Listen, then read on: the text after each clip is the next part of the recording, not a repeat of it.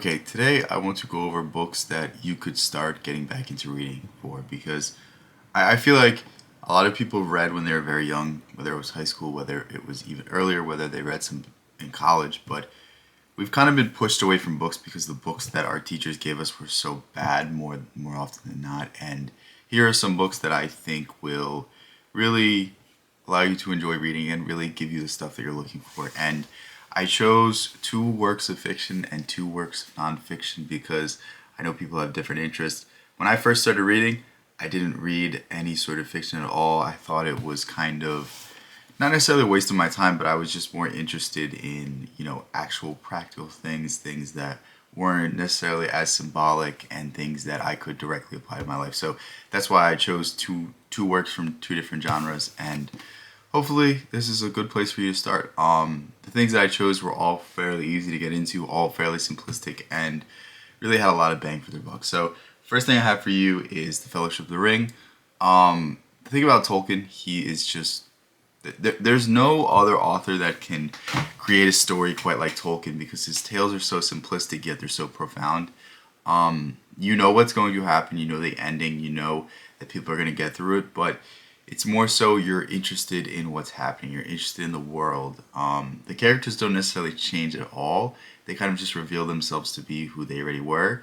Whereas, a lot of other stories, there's twists and turns, the characters are more morally gray, whereas Tolkien, it's kind of a straight line, and you're kind of enthralled by the world that is created. You're kind of enthralled by the history, by the myth, by the song, by everything that he puts into the story to make it such a complex and such a lived-in world, essentially. And I feel like you can't really go wrong with reading Lord of the Rings. I feel like you're gonna find a lot of enjoyment. And the other thing about it is you've already watched the movies more likely than not, and I think the books are much better, and I think it's going to really benefit you to read something that you've already seen on the screen because you can see the differences, you can see the inspiration, you can see where some of the more interesting elements came from, and you can also appreciate some of the changes as well. So I would really recommend picking up something easy like Lord of the Rings that you can just enjoy, that you can just sit down and read and have a whole lot of fun while reading, because if you could make a new habit fun, then you can make a new habit stick.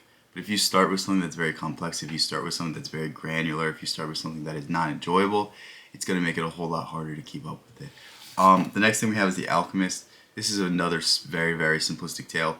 And don't be fooled by simplicity. I don't feel like I said this for the last one. It doesn't mean that these don't have deep philosophical implications. It doesn't mean that these don't have deep symbolic representations. But they're not very difficult. You can read it at any age. And that's what I like about these books. They're so approachable. They're so easy to get into. They're not something that's going to stump you. It's not like Ulysses where you're reading it and you're like, what am I even reading? I have to reread this for the rest of my life or I'm not going to make sense of it. It's something that you read, you get on the first reading, and you enjoy on the first reading. The Alchemist is a tale about a shepherd boy who wants to go out and seek adventure, but in the end figures out that what he was looking for he already had. Simple tale, simple message, simple purpose, but the story is done in a way that is very inspirational, that is very inspiring, that is very. It kind of has its own mythos in a sense. It kind of follows a Arabian Nights or a what's his name, Rumi-esque sort of theme of the world. But yeah, another great book to just bite your teeth into and enjoy and have fun while reading. And this one's even shorter, and it's also a book that I feel like a lot of people have read, so it's a book that you can talk about with people. But yeah, I really can't go wrong recommending The Alchemist to anybody. Next thing we have is How to Win Friends and Influence People. This is like the gold standard when it comes to nonfiction self-help. You could go on every single channel and tell you to read this book. It's for a reason. I don't necessarily particularly like the book. I don't think it's like up there in the upper echelons of books that I've read. But it does profess a lot of interesting ideas and a lot of important ideas.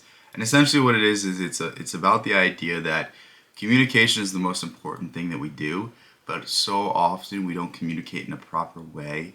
And it's not even necessarily the things we say, it's the way we say it that breaks down our communication, that breaks down our ability to get a good deal, to have a productive conversation, have a healthy conversation. And when we can kind of use the tactics in this book, when we kind of understand the psychological and philosophical principles in this book, then you can have a better life because of it. Some of the most interesting ideas from this is never argue, because when you argue, what you do is you essentially create an enemy. Even if you win the argument, what you did is now you hurt that person's ego, and now that person is going to try to get back at you. Now that person feels spited, and for the rest of their lives, they will in some way hold some resentment towards you. Another super interesting idea is the idea of calling people their first name. And this is something that you'll notice if you just do for maybe do it for a day or do it for a few conversations. You'll immediately know that there is a huge difference, because you know the person's favorite word that you're talking to is obviously their name. They associate it with themselves, and they associate it with their identity. So when you start using someone's name, you can immediately build rapport. This is why the greatest salesmen always know your name. This is why they always shake your hand, ask your name, and then call you your name for the rest of the conversation. It's a simple psychological hack that instantly builds an affinity for the other person. And it's not necessarily that it's manipulative, it's just use these things to your advantage.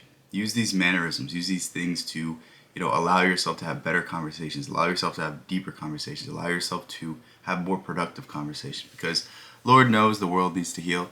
Lord knows that the world needs to have conversations instead of talking just past each other. And this is a perfect book if you're looking to develop your communication skills, if you're just trying to get into a career and you really don't have these softer skills, because school is great at teaching you, oh, well, if I plug this into this equation and I get this result, and then I can do this for this similar problem in the work field. But it doesn't give you the ability to converse with people. It doesn't give you the ability to present. It doesn't give you the ability to describe what it is that you're trying to do and explain or ask questions or in any way communicate effectively with people that might not have the same skill set as you.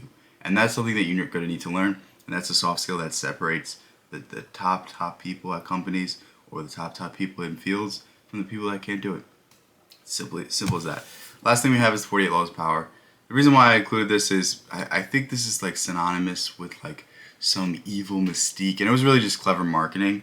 Robert Greene doesn't really write anything that would allow you to become a Machiavellian-esque genius, but essentially what the 48 Laws of Power is it's a book about these hidden games. And as Robert Greene describes it, he was constantly being overlooked for jobs no matter how hard he worked. He was constantly, falling flat because people were holding him back, or people were in some way sabotaging his career, his future. And, he's not somebody that really understood these games, but he was somebody that suffered from them. So his effort in writing this book was to take examples from history, use a principle, explain that principle through example, and then explain how you could use this law to your benefit. And most of the laws are not inherently manipulative. A few of them are, but really his purpose in writing this was to stop people from getting passed over, stop people from having all these invisible games played behind their back and played against them, and instead understand them so that you could avoid them.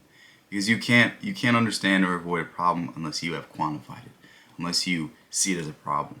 And now that you know these skills, now you can recognize a more manipulative person. Now you can recognize where someone's trying to get something over on you. And I think that's a very effective rule. And it's interesting because I really cite the 48 Laws of Power as me discovering a lot of great authors. Robert Greene constantly cites Jung. He constantly cites Nietzsche.